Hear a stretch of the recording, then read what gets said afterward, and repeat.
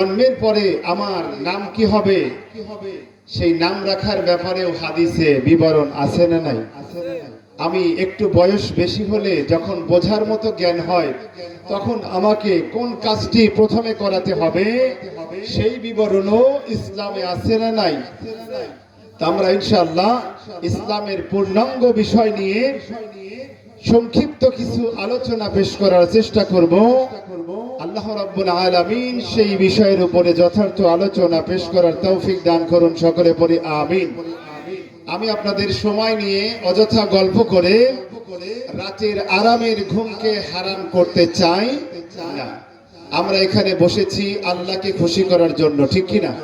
কোন দলের, কোন নেতার, কোন ব্যক্তির খুশির জন্য আমরা কথা বলবো না, কথা শুনবো না। জোরে বলি ইনশাআল্লাহ।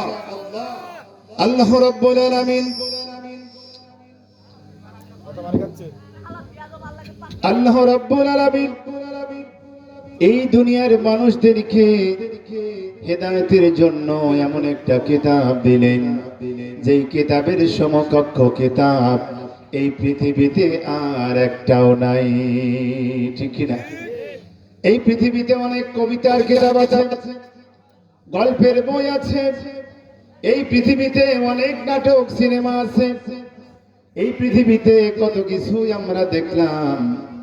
একবার, দুইবার, পাঁচবার শোনার পরে আর তার প্রতি কোনো আকর্ষণ থাকে না। অথচ আল্লাহ রাব্বুল আলামিনের কোরআন যত পড়ি ততই হৃদয়টা ভরে যায় কি যায় না? সূরা ফাতিহা ছাড়া নামাজ হয় না। প্রতিদিন 5 ওয়াক্ত নামাজ পড়ে যেই লোকেরা, প্রতিদিন 5 ওয়াক্ত নামাজে প্রতি রাকাতে সূরা ফাতিহা তেলাওয়াত করি কি করি না? প্রতিদিন তেলাওয়াত করি, তারপরও একটা দিনের জন্য বিরক্ত আসে না। কারণ আমি দুনিয়ার কোন মানুষকে খুশি করার জন্য যাই নামাজে দাঁড়াই না, দুনিয়ার কোন মানুষের কাছে কোনো কিছু চাওয়ার জন্য দাঁড়াই না। আমরা আল্লাহ রাব্বুল আলামিনকে খুশি করার জন্য, আল্লাহর কাছে সাহায্য চাওয়ার জন্য দাঁড়ায়া আমরা সুমধুর কণ্ঠে তেলাওয়াত করি আলহামদুলিল্লাহি রাব্বিল আলামিন আর রহমানির রহিম মালিকি ইয়াউমিদ্দিন।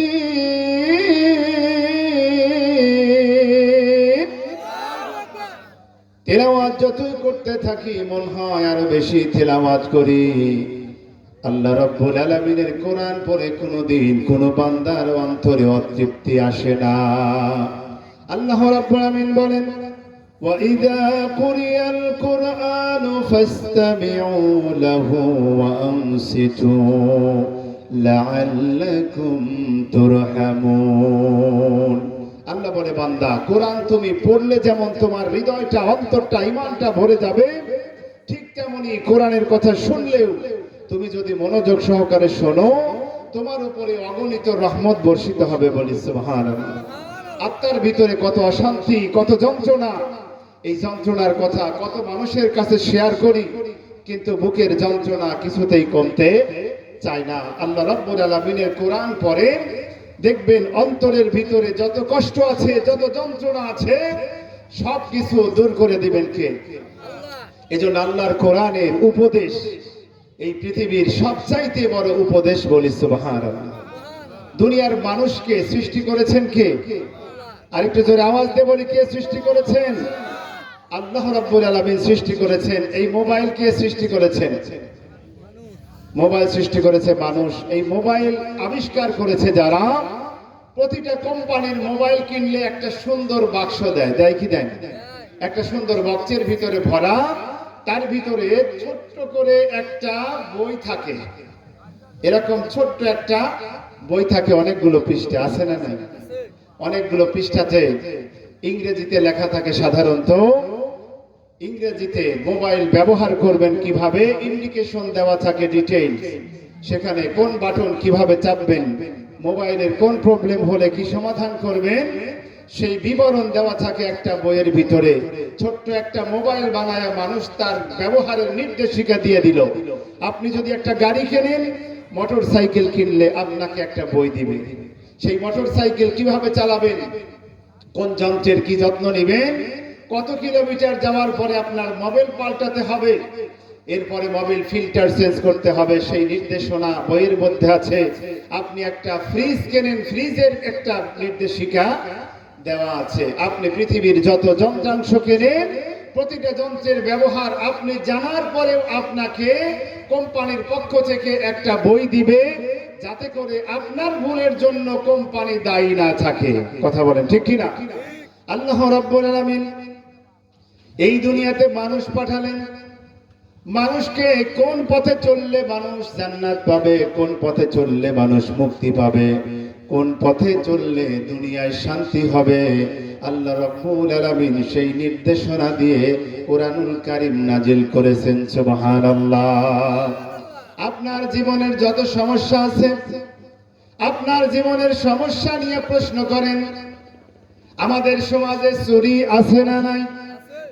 আজকে হুন্ডাটা যেখানে রেখে এসেছি, চোখের সামনে বলে চিন্তা নাই, একটু আড়ালে যদি হয় বলবে হুজুর সাবধান, কয়দিন আগে এই জায়গা থেকে মোটর সাইকেল চুরি হয়েছে, এমন আছে না নাই? তাহলে আমাদের চোখের সামনে হুজুরের মোটর সাইকেলও চুরি, হাফেজ সাহেবের মোটর সাইকেলও, হাজির বাড়িতেও চুরি। তাহলে বাংলাদেশের প্রতিটা মুসলিম হিন্দুরাই প্রতিটা ঘরে ঘরে চুরি হয়। এই চুরি বন্ধ করার জন্য বাংলাদেশের সংবিধানে চোরের শাস্তির বিধান লেখা আছে না নাই? চোরের শাস্তির বিধান লেখা আছে। চুরির ভিত্তিক মানে উপাদানের উপরে ভিত্তি করে 2 মাস, 6 মাস, 4 মাসের জেল হবে, অথবা অনাদায়ে 2000 টাকা জরিমানা হবে। এরকম সামান্য কিছু জরিমানা, যার কারণে চোররা ধরা পড়ার পরও আবার মুক্তি পেয়ে নতুন করে চুরি শুরু করে দেয়। ঠিক কিনা? আমাদের আজকাল তো বইয়ের মধ্যে বঙ্গবন্ধু শেখ মুজিবুর রহমান, বঙ্গবন্ধু শব্দটা এখন বই থেকে উঠিয়ে দেওয়া হচ্ছে, কিন্তু আমরা রেসপেক্ট করি শেখ মুজিবুর রহমানকে।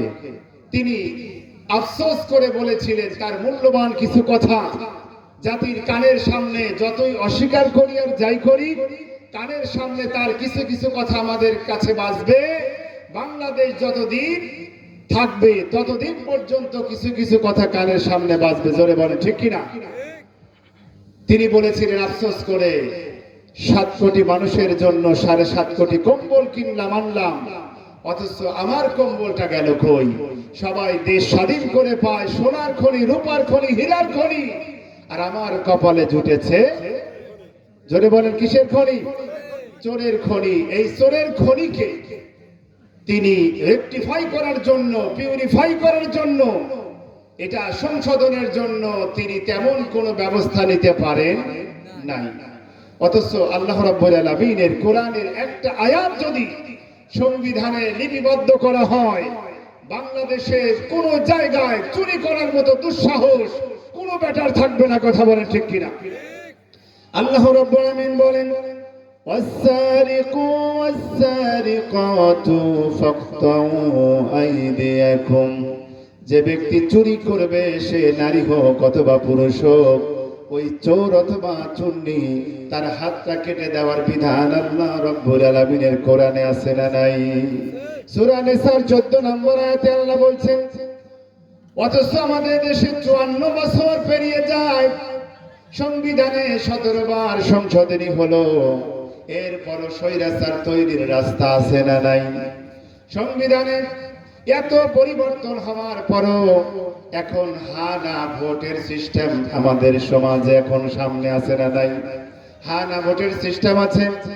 এই ভোট দেওয়ার মাধ্যমে এমন কিছু পরিবর্তন হবে, যেই পরিবর্তনের মাধ্যমে বাংলাদেশে কেউ জোর করে ক্ষমতায় টিকে থাকতে পারবে, যা খুশি তাই করতে পারবে না।